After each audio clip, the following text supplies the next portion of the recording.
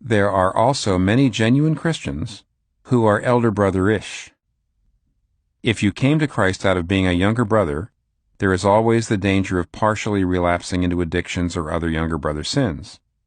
But if you've become a Christian out of being an elder brother, you can even more easily slide back into elder brother attitudes and spiritual deadness. If you have not grasped the gospel fully and deeply, you will return to being condescending, condemning, anxious, insecure, joyless, and angry all the time.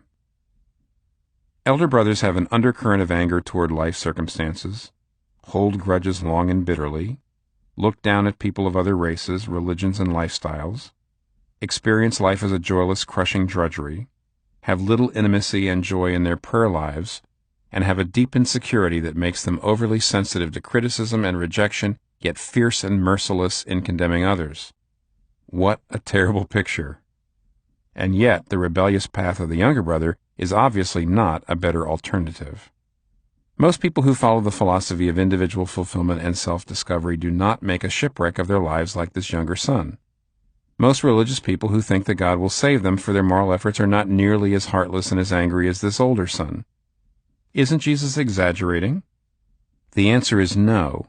He is explaining that while most people do not arrive at these extreme places, each approach to life has the seeds of its own destruction in it, which draws its adherents toward the spiritual destinations he describes so well.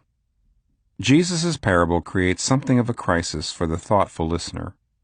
He has vividly portrayed both of the world's two spiritual paths, the basic ways each offers for finding happiness, relating to God, and dealing with our problems.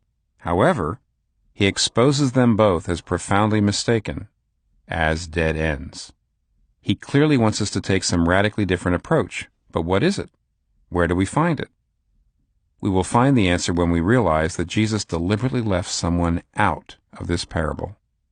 And he did this so that we would look for him, and finding him, find our own way home at last.